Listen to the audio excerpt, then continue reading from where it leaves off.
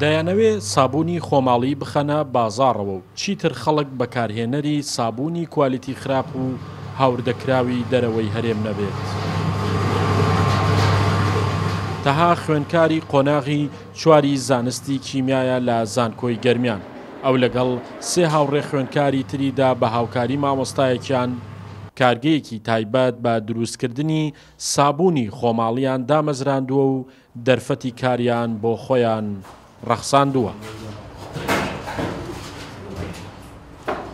لێرەدا کۆمەڵێک سابن دروست دەکەین بۆ ئەو ئامانجمان ئەوەیە کە خەڵکی دوورکەوێتەوە لە بەرهەمە دەرەکیەکان و بەرهەمە ئەو مادانەی کە زیان بەخشن و بە زیاتر کیمیایانە بەکارێنێن. ئێمە لێ لە کۆمەڵێک سابوونی سروشتی دروست دەکەین کە دوور لە مادی کیمیاوی جگە لە مادەیەک نەبێت کە ئەویش تفتەکەی کە سابن ببێ ئەوە دروست نابێت. لەم کارگەیە دەجۆر سابوون بە ڕێگای سارد کە ڕێگایەکی گرنگ و زانستیە دروست دەکرێت. 8 جۆر زەیتی سروشتی تێدا بەکار دێت کە 4 جۆریان زەیتی خۆماڵیە و هەر لە کارگەکە کاری پاڵاوتنی بۆ دەکرێت. زەیتەکانیش زەیتی کونجی و گوڵە بەڕۆژە و بادەم و خورما و زەیتون و کەتان و ڕەشکە و هایدرۆکسیدی سۆدیۆمە. با تێکەڵکردن و ئاوێتەکردنی زەیتەکان بە 4 قۆناغ سابوونێکی سروشتی تەندروست بەرهەم دێت.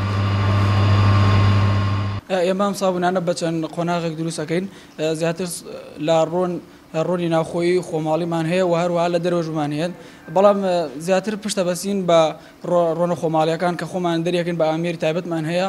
کاری ئەم خوێندکارانە جیالەوەی ئامانجێکی ئابووری و دەستکەوتنی داهاتی لە پشتە، هەروەها بە دیوێکی تردا گرنگیدانە بە بەرهەمی ناوخۆیی و جوڵەی کار و بنیاتنانی کارگا بۆ بەرەمهێنانی ئەو پێداویستیانەی کە مادەی خاوی سەرەتاییان لە کوردستان بە ئاسانی دەست دەکەوێت.